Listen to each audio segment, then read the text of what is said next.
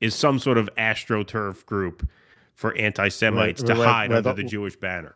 Yeah, with all Goyim. It's all Goyim with a few token Jews that they push out front, according to Dershowitz. Which he offers no evidence of at all. No, none. And she can sniff that out, which is why you'll just see a very, very thorough and effective, she was very good, piece by piece dismantling of what this idiot is trying to lie about. And that's what he's doing. He's lying, and she exposes that. So let's give this a look. Zionism with anti-Zionism. I do equate support for Hamas with anti-Semitism. Jewish Voice for Peace supports Hamas. They praise Hamas. They think the rapes and the murders were good things. And the National Lawyers Guild praised Hamas. And 33 Jewish groups at Harvard, groups at Harvard praised Hamas. Praising Hamas is anti-Semitic. Can you provide a citation, Professor Dershowitz, for that proposition that Jewish Voice for Peace praised Hamas? You're dominating this conversation. You're going to let me finish. I am in favor of a two-state solution. I have been critical. She asked the question. She's the interviewer. She's doing her job. She's not dominating the conversation. Bear in mind, this guy has written books on this topic. He's been speaking out about this topic for decades. He had a big dust-up, famously, with Norman Finkelstein over this. This guy has really taken this up as a cause of his staunch support for the Israeli state. And he has no arguments and no facts to support what he's saying. It just shows what a house of cards the whole Zionist argument has been the whole time. That when this guy is challenged, he has absolutely nothing, as we'll see. Of Israel. I am a Zionist. I don't believe that anti-Zionism is necessarily equatable to anti-Semitism, but it often is when you combine it with pro-Hamas sentiments and support for butchery and murder. Yes, then it becomes anti-Semitism.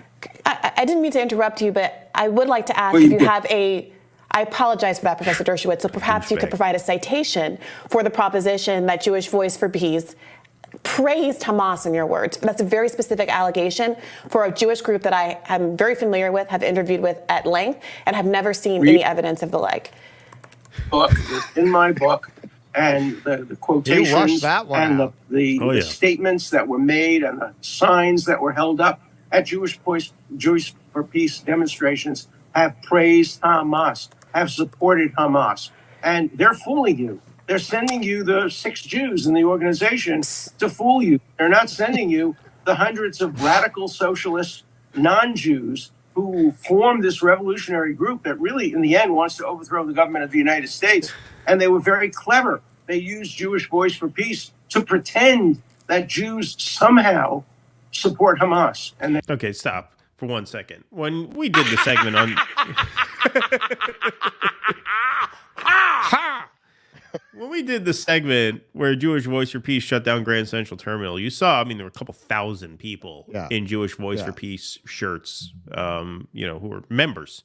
You think they were faking? You think those are imposters? You think those are Gentile imposters who are wearing those T-shirts? What do you mean?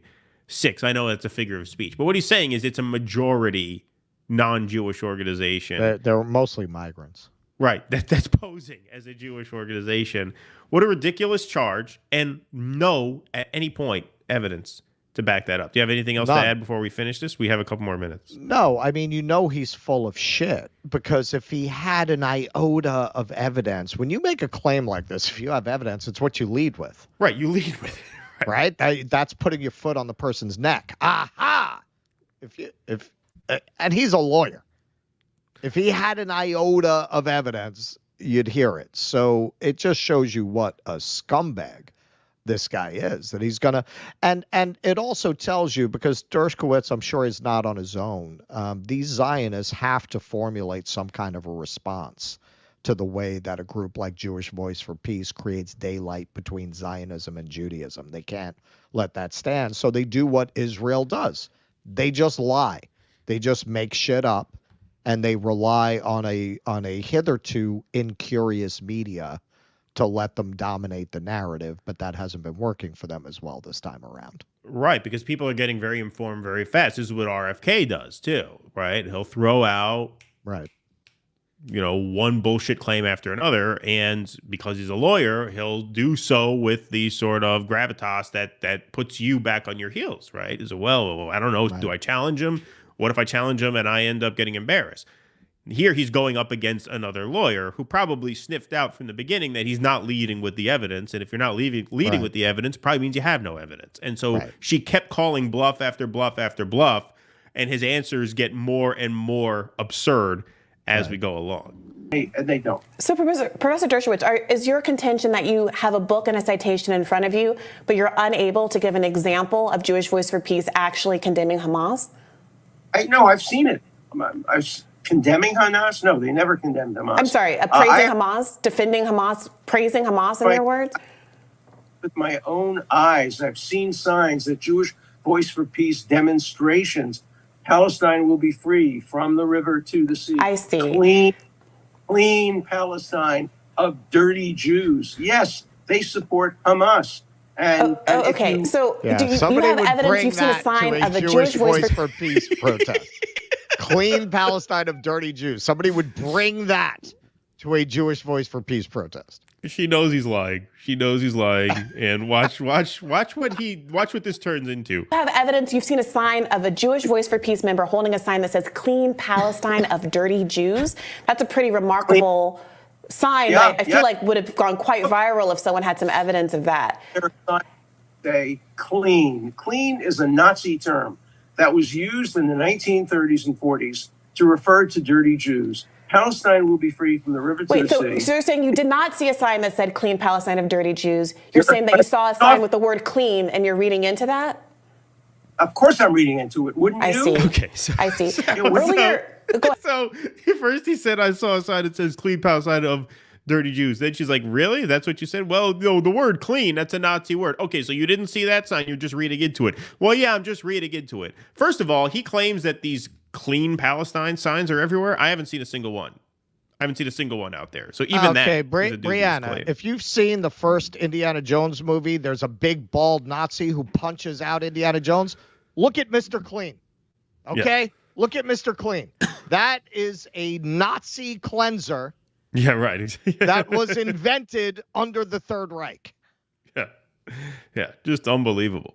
Go ahead, I'm sorry. Somebody talked about get rid of the unclean African Americans. Wouldn't you read something into that? Of course you would read something into that. Well, if a sign said get rid of the unclean African Americans, I absolutely would. But you just said that you did not see a sign that said clean Palestine of the dirty Jews. You're editorializing from a sign that I don't know what it said that used the word clean. The word dirty Jews. I said I saw signs. No, he didn't see it. I haven't seen a clean Palestine ever. No. At any protest. I think he's making up even that element of it. Yeah, even that. Just piece by piece. He fell back on that because he couldn't argue with her point that if somebody showed up with a sign like that, that would go viral in 5 seconds. Of course. Of course. His story just crumbles so he had in to slow fall back motion. I saw clean. He's full of shit. It's like watching a Jenga tower just fall apart like frame by frame. Yeah, right. exactly. Clean Palestine. Like who would write that on a sign? No, especially at the Jewish Voices for Peace rally. Right. Especially but at all of these rallies, I noticed there is a conscious effort not to be anti-Semitic because they know that they're going to be branded that way.